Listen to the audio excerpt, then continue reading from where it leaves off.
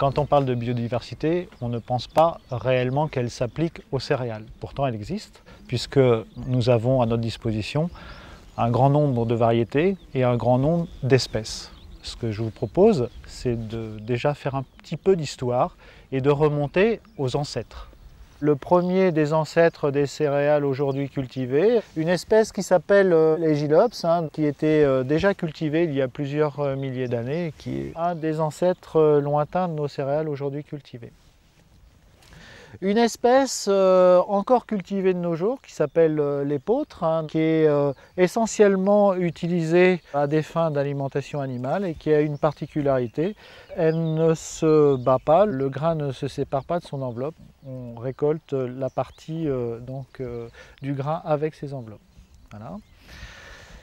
Ensuite, donc pour illustrer la sélection, une des premières variétés sélectionnées multipliées, qui est le blé de Noé, qui a été obtenu deuxième moitié du 19e siècle, développé par le marquis de Noé, d'où son nom, donc une des premières variétés qui a été développée dans le bassin parisien. Je vous propose maintenant de se focaliser sur l'espèce blé tendre.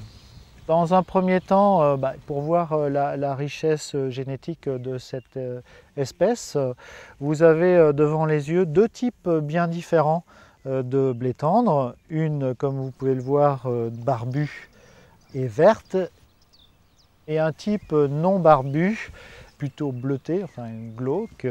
Simplement pour illustrer la diversité et le flux génétique, il se trouve que sur les variétés nouvellement inscrites, voilà, il y a aujourd'hui plutôt beaucoup de variétés barbues. Ce n'est pas un caractère recherché en tant que tel, on va rechercher des caractéristiques qui répondent à certains types de marchés.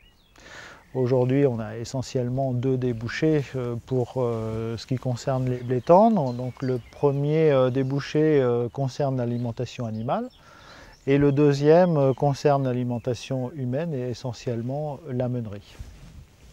Pour illustrer les différents marchés, une des premières illustrations, c'est la production meunière. Ici, vous avez un blé de force qui a la caractéristique d'avoir une production de protéines importante.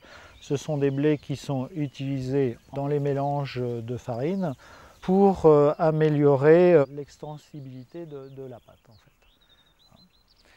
À côté, donc, vous avez un blé différent, donc à l'inverse du précédent, c'est un blé biscuitier. Donc là, on va rechercher dans ces variétés en fait une production de protéines limitée, c'est-à-dire que quand à côté on va rechercher des productions de protéines de 13,5, 14, là sur ces variétés-là, on va vouloir une protéine à 11 maximum. C'est-à-dire que très schématiquement, le taux de protéines en fait est en lien avec l'extensibilité de la pâte qu'on obtient à partir d'une farine. Quand on veut faire un gâteau, quand on veut faire un cookie par exemple, on veut une pâte qui soit peu extensible. On ne veut pas faire du pain ni une brioche. Là, il s'agit donc d'un blé caractéristique meunier. La recherche est très riche puisque chaque année, il est inscrit une cinquantaine de variétés dites meunières. Il faut savoir que les boulangers ou les meuniers recherchent des qualités de farine particulières qui répondent à des exigences et que les producteurs, les agriculteurs, mais les organismes collecteurs, pour répondre aux exigences de leurs clients, doivent fournir des produits standards composés de plusieurs variétés. Donc on se doit de mettre en production un certain nombre de variétés qui puissent fournir, qu'on puisse assembler derrière pour fournir un produit standard auprès de nos clients, de façon à ce que ces meuniers procurent à leurs clients boulangers ou industriels un mélange, un assemblage standard.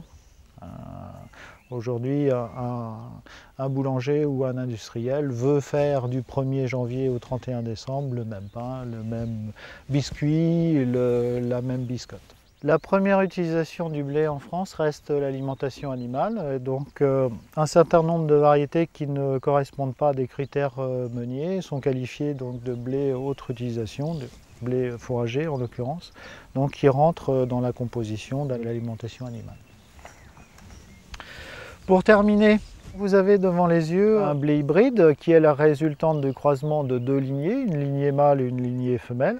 Alors ce n'est pas un processus naturel pour un blé, puisque un blé est naturellement autogame, donc il s'autoféconde. Là, c'est un blé meunier en l'occurrence. L'intérêt d'un hybride, c'est de mettre en avant un effet dit d'hétérosis, donc une plus grande productivité que les deux parents.